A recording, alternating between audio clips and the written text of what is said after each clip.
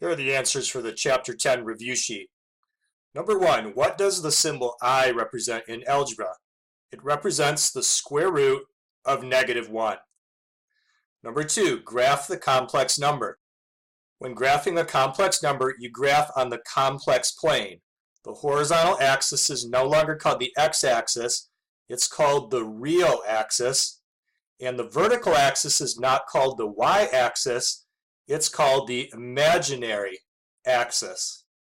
Notice on the real axis it has normal numbers, but on the imaginary axis all of the unit marks have the letter I in them. To graph 1 plus -4i, start at the origin, travel to the real number 1, and then go to -4i, which is down 4 marks, and then you put a dot there. The next set of questions are about simplifying.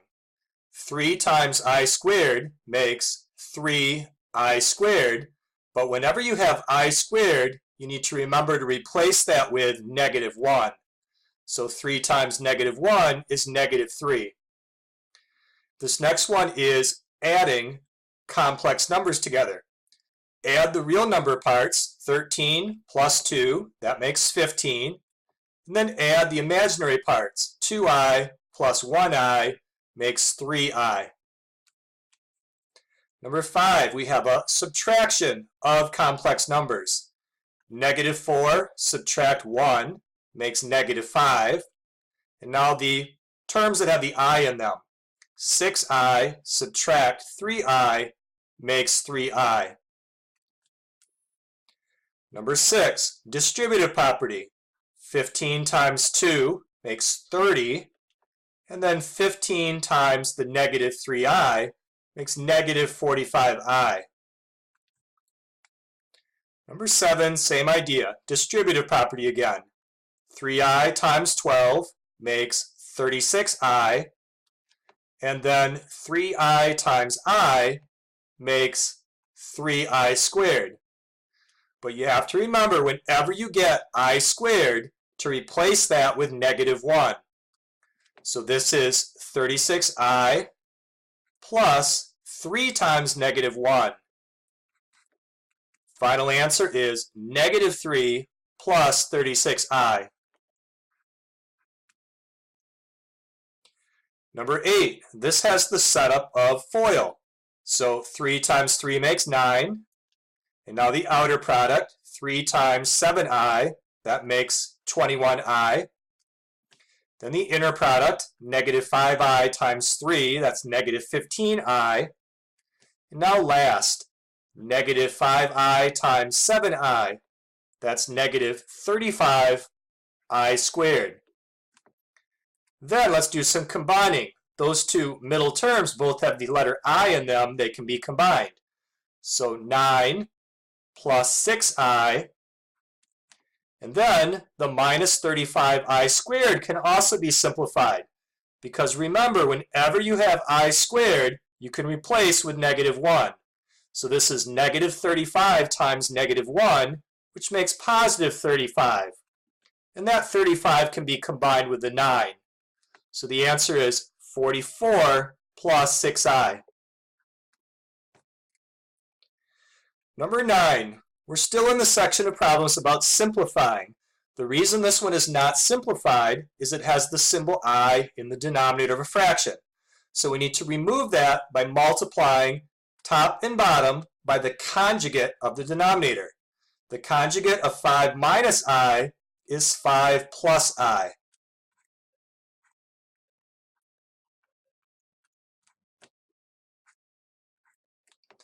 In the top, it will be 2 times 5 plus I. And in the denominator, when you multiply those together, you'll get 5 times 5 makes 25. The outer and inner products will cancel away, and then we'll have -I squared. But remember, whenever you get I squared, put in a -1.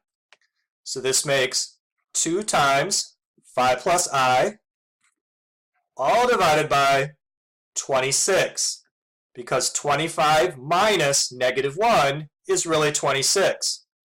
Then you can reduce the 2 over 26. So this makes 5 plus I over 13. This is simplified because there's no longer a letter I in the bottom. Number 10, solve the equation over the set of complex numbers. This is a quadratic equation, and you could try factoring, but when you find out it doesn't factor, then do the quadratic formula. The quadratic formula is x equals negative b plus or minus square root b squared minus 4ac, all divided by 2a. And in our problem, a is 1, b is 4, and c is 20. So let's make those substitutions. The negative of b becomes negative 4. B squared becomes 16. The value of a is 1, and the value of c was 20. This is all divided by 2 times a. 2 times 1 is 2. Notice that my fraction line here goes underneath everything. In the last chapter, some of you only wrote that under the second part here. You didn't draw it long enough to make it look like it went underneath everything. Now let's work inside the radical.